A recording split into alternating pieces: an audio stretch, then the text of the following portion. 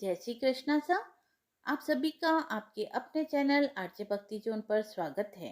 सभी को आमलकी व रंग भरी एकादशी की हार्दिक शुभकामनाएं। क्या आपने कभी सोचा है, जिस वृक्ष के नीचे से आप यूं ही गुजर जाते हैं, उसी में भगवान विष्णु वास करते हैं। फाल्गुन शुक्ल एकादशी का यह पावन पर्व, हल्की ठंडी हवा, मंत्रों की गूंज और आंवले के वृक्ष के नीचे दीपक की लौ, यह केवल एक व्रत नहीं, यह वह दिन है जब प्रकृति स्वयं भक्ति का रूप धारण कर लेती है। मान्यता है कि इस दिन आंवले के वृक्ष में स्वयं भगवान विष्णु निवास करते हैं। जो श्रद्धा से इस वृक्ष की पूजा करता है, वह केवल पुण्य का ही नहीं बल्कि भगवान विष्णु की कृपा का भी अधिकारी बन जाता है। अर्थात जब जीवन में बाधाएं बढ़ जाए, मन अशांत हो, तब आमलकी एकादशी आती है, जैसे स्वयं भगवान विष्णु आश्वासन देने आए हो। यह एकादशी हमें याद दिलाती है कि ईश्वर दूर नहीं, वे हमारे आसपास है, प्रकृति में, हर श्वास में, हर आस्था में। तो आइए भगवान विष्णु का स्मरण करते हुए कथा को प्रारंभ करते हैं। जय श्री हरि। युधिष्ठिर ने कहा, श्री कृष्ण, मैंने विजया एकादशी का महात्म्य, जो महान फल देने वाला है, सुन लिया। अब फाल्गुन शुक्ल पक्ष की एकादशी का नाम और महात्म्य बतलाइए। भगवान श्री कृष्ण बोले, युधिष्ठिर सुनो, तुम्हें इस समय वह प्रसंग सुनाता हूँ जिसे राजा मांधाता के पूछने पर महात्मा वशिष्ठ ने कहा था। फाल्गुन शुक्ल पक्ष की एकादशी का नाम आमलकी है। इसका पवित्र व्रत विष्णु लोक की प्राप्ति कराने वाला है। मांधाता ने पूछा, द्विजश्रेष्ठ, यह आमलकी कब उत्पन्न हुई, मुझे बतलाइए। वशिष्ठ जी ने कहा, महाभाग सुनो, पृथ्वी पर आमलकी की उत्पत्ति किस प्रकार हुई, यह मैं तुम्हें बतलाता हूँ। आमलकी महान वृक्ष है जो सब पापों का नाश करने वाला है। भगवान विष्णु के थूकने पर उनके मुख से चंद्रमा के समान कांतिमान एक बिंदु प्रकट हुआ। वह बिंदु पृथ्वी पर गिरा। उसी से आमलकी अर्थात आंवले का महान वृक्ष उत्पन्न हुआ। यह सभी वृक्षों का आदिभूत कहलाता है। इसी समय समस्त प्रजा की सृष्टि करने के लिए भगवान ने ब्रह्मा जी को उत्पन्न किया। उन्हीं से इन प्रजाओं की सृष्टि हुई। देवता, दानव, गंधर्व, यक्ष, राक्षस, नाग तथा निर्मल अंतःकरण वाले महर्षियों को ब्रह्मा जी ने जन्म दिया। उनमें से देवता और ऋषि उन स्थान पर आए जहाँ विष्णु प्रिया आमलकी का वृक्ष था। महाभाग उसे देखकर देवताओं को बड़ा विस्मय हुआ। वे एक दूसरे पर दृष्टिपात करते हुए उत्कंठा पूर्वक उस वृक्ष की ओर देखने लगे और खड़े खड़े सोचने लगे कि प्लक्ष आदि वृक्ष तो पूर्व कल्प की ही भांति है, जो सब के सब हमारे परिचित है, किंतु इस वृक्ष को हम नहीं जानते। उन्हें इस प्रकार चिंता करते देख आकाशवाणी हुई, महर्षियों, यह सर्वश्रेष्ठ आमलकी का वृक्ष है, जो विष्णु भगवान को प्रिय है। इसके स्मरण मात्र से गोदान का फल मिलता है। स्पर्श करने से इससे दूना और फल का भक्षण करने से तिगुना फल प्राप्त होता है। इसीलिए सदा प्रयत्न पूर्वक आमलकी का सेवन करना चाहिए। यह सब पापों को हरने वाला वैष्णव वृक्ष बतलाया गया है। इसके मूल में विष्णु जी, इसके ऊपरी भाग में ब्रह्मा और स्कंद में परमेश्वर भगवान रुद्र, शाखाओं में मुनि, टहनियों में देवता, पत्तों में वसु, फूलों में मरुदगण तथा फलों में समस्त प्रजापति वास करते हैं। आमलकी सर्वदेवमयी बताई गई है, अतः विष्णु भक्त पुरुषों के लिए यह परम पूजनीय है। ऋषि बोले, अव्यक्त स्वरूप से बोलने वाले महापुरुष, हम लोग आपको क्या समझे? आप कौन हैं? देवता है या कोई और? हमें ठीक ठीक बतलाइए। आकाशवाणी हुई, जो संपूर्ण भूतों के कर्ता और समस्त भुवनों के सृष्टा है, जिन्हें विद्वान पुरुष भी कठिनता से देख पाते हैं, वही सनातन विष्णु मैं हूँ। देवातिदेव भगवान विष्णु का कथन सुनकर उन ब्रह्म कुमार महर्षियों के नेत्र आश्चर्य से चकित हो उठे। उन्हें बड़ा विस्मय हुआ। वे आदि अंत रहित भगवान की स्तुति करने लगे। ऋषि बोले, संपूर्ण भूतों के आत्मभूत आत्मा एवं परमात्मा को नमस्कार है। अपनी महिमा से कभी च्युत न होने वाले अच्युत को नियत प्रणाम है। अंतरहित परमेश्वर को बारंबार प्रणाम है। दामोदर, सर्वज्ञ और यज्ञेश्वर को नमस्कार है। मायापते, आपको प्रणाम है। आप विश्व के स्वामी हैं, आपको नमस्कार है। ऋषियों के इस प्रकार स्तुति करने पर भगवान श्री हरि संतुष्ट हुए और बोले, महर्षियों, तुम्हें कौन सा अभिष्ट वरदान दूं? ऋषि बोले, भगवान, यदि आप संतुष्ट हैं तो हम लोगों के हित के लिए कोई ऐसा व्रत बतलाइए जो स्वर्ग और मोक्ष रूपी फल प्रदान करने वाला हो।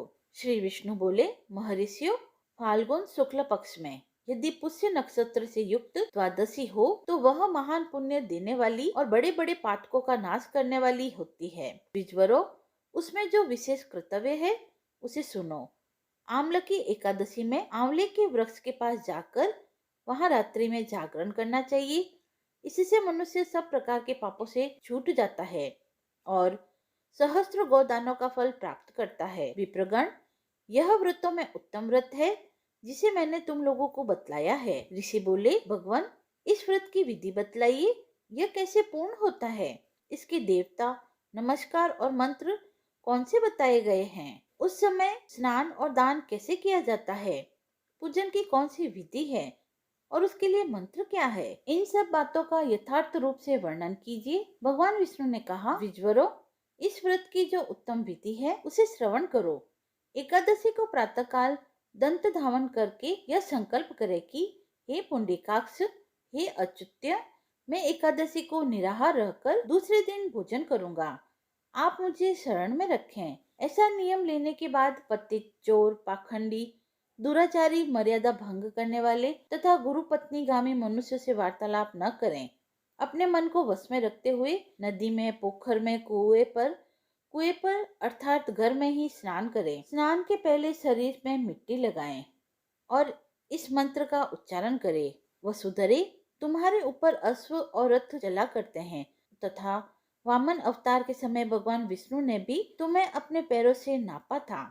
मृत्तिके, मैंने करोड़ों जन्मों में जो पाप किए हैं, मेरे उन सब पापों को हर लो। स्नान मंत्र, जल की अधिष्ठात्री देवी माता, तुम संपूर्ण भूतों के लिए जीवन हो, वही जीवन जो स्वेदज और उद्भिज जाति के जीवों का भी रक्षक है। तुम रसों की स्वामिनी हो, तुम्हें नमस्कार है। आज मैं संपूर्ण तीर्थों, कुंडों, झरनों, नदियों और देव संबंधी सरोवरों में स्नान कर चुका। मेरा यह स्नान उक्त सभी स्नानों का फल देने वाला हो।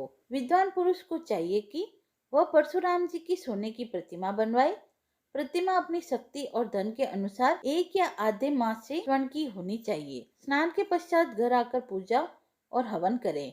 इसके बाद सब प्रकार की सामग्री लेकर आंवले के वृक्ष के पास जाएं। वहां वृक्ष के चारों ओर की जमीन झाड़ बुहार लीप पोत कर शुद्ध करें। शुद्ध की हुई भूमि पर मंत्र पाठ पूर्वक जल से भरे हुए नवीन कलश की स्थापना करें। कलश में पंचरत्न और दिव्य गंध आदि छोड़ दें। कंठ में फूल की माला पहनाएं। सब प्रकार की धूप की सुगंध फैलाएं। जलते हुए दीपकों की श्रेणी सजा कर रखें। तात्पर्य यह है कि सब ओर से सुंदर एवं मनोहर दृश्य उपस्थित करें। पूजा के लिए नवीन छाता, जूता और वस्त्र भी मंगा कर रखें। कलश के ऊपर एक पात्र रखकर उसे दिव्य खिलों से भर दें।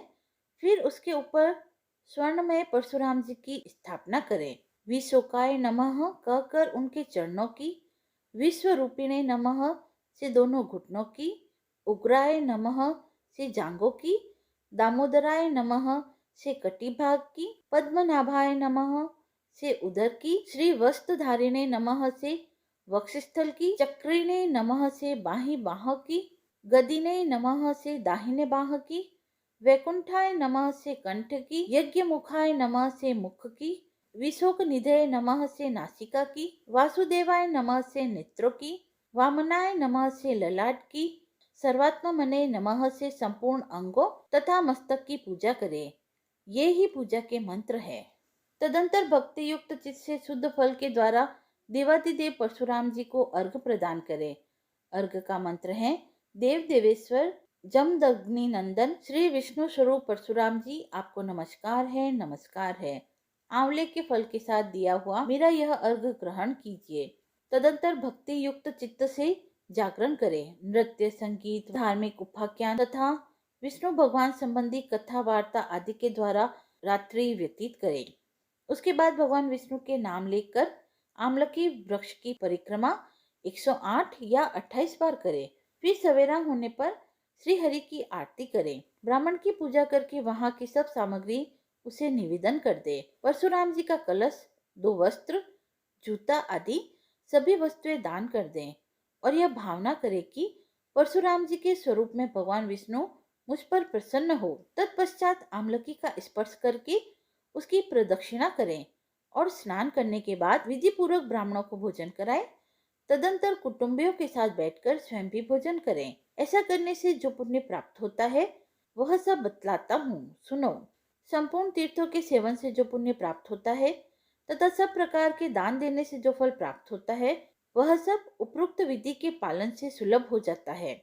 समस्त यज्ञों की अपेक्षा भी अधिक फल मिलता है, इसमें तनिक भी संदेह नहीं है। यह व्रत सब व्रतों में उत्तम है, जिसका मैंने तुमसे पूरा पूरा वर्णन किया है। वशिष्ठ जी कहते हैं, महाराज, इतना कहकर देव देवेश्वर भगवान विष्णु वहीं अंतर्ध्यान हो गए। तत्पश्चात उन समस्त महर्षियों ने उक्त व्रत का पूर्ण रूप से पालन किया। राजन, इसी प्रकार तुम्हें भी इस व्रत का अनुष्ठान करना चाहिए।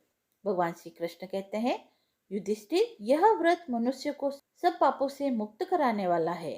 आइए अब सुनते हैं तुलसी जी की कथा। एक बुढ़िया थी, वह हमेशा तुलसी माता को सींचती थी और कहती थी, हे तुलसी माता, सत की दाता, मैं तेरा बिरला सींचती हूँ। मुझे बहू दे, पीताम्बर की धोती दे, मीठा मीठा ग्रास दे, वैकुंठा में वास दे, चटक की चाल दे, पटक की मौत दे, चंदन का काट दे, रानी सा राज दे, दाल भात का भोजन दे, 11 की मौत दे, श्री कृष्ण जी का कंधा दे।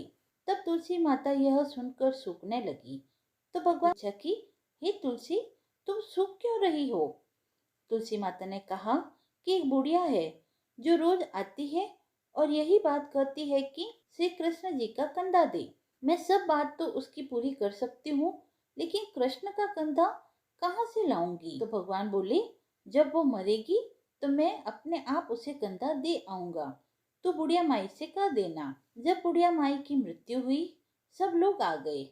जब माई को ले जाने का समय हुआ तो वह किसी से नहीं उठी। तब भगवान एक 12 वर्ष के बालक का रूप धारण कर आए। बालक ने कहा, यहाँ क्या हुआ है? तो सभी लोग कहने लगे, एक बुढ़िया माई है जिसकी मृत्यु हो गई है, पर वह किसी से उठ नहीं रही है। पता नहीं उसने कितने पाप कर्म किए हैं। तो बालक ने कहा, मैं इसके कान में एक बात कहूँ तो शायद बुढ़िया माँ उठ जाएगी। तो सभी ने कहा, ठीक है, कह दो।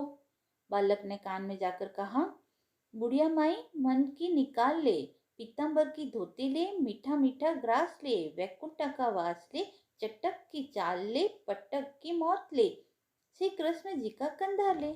यह सुनकर बुढ़िया माई हल्की हो गई। भगवान ने कंधा दिया और बुढ़िया माई को मुक्ति मिल गई। हे तुलसी माता, जैसे बुढ़िया माई को मुक्ति दी वैसे ही सभी को देना। एक कन्या थी, जब वह थोड़ी बड़ी हुई और उसको समझ में आने लगा, तब से ही वह तुलसी माता जी की पूजन करती थी। उसके प्रतिदिन का नियम था कि तुलसी माता जी का पूजन करने के बाद ही वह खाना खाती थी।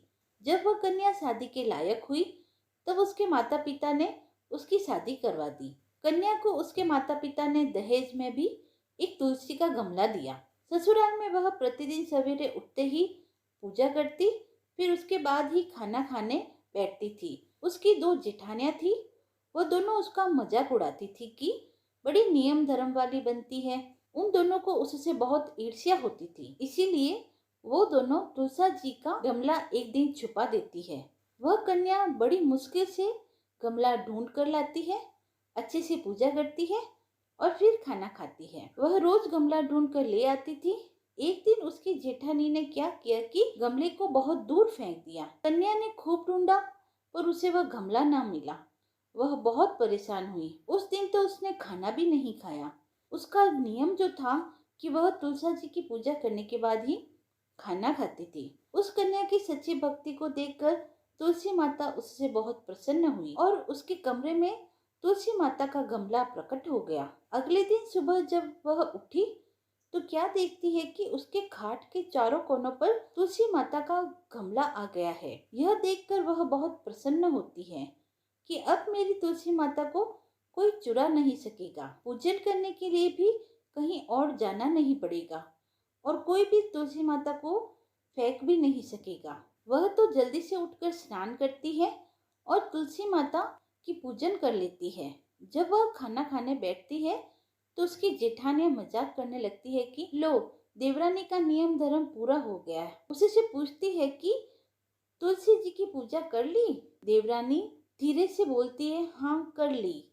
जेठानिया बोलती है, कहाँ से कर ली पूजा? गमला तो फेंक दिया था। देवरानी कहती है कि देख लो, मेरे कमरे में खाट पर तुलसी जी लग रही है। जेठानिया बहुत शर्मिंदा होती है और बोलती है, देवरानी तेरी भक्ति सच्ची है, हमने तुझे बहुत परेशान किया, हमें माफ कर देना। देवरानी उन्हें माफ कर देती है। हम भी तुलसी माता से यही प्रार्थना करते हैं कि हे तुलसी माता, जैसी कृपा आपने उस देवरानी पर करी, वैसी ही कृपा हम पर भी बनाए रखना। यदि आपको यह पसंद आई हो तो आप वीडियो को लाइक करें, चैनल को सब्सक्राइब करें, कमेंट बॉक्स में जय श्री हरि लिखकर अपनी भक्ति को व्यक्त करें और ऐसी ही धार्मिक कथाओं व व्रत महात्म्य को सुनने के लिए जुड़े रहें आरजे भक्ति जोन के साथ। धन्यवाद।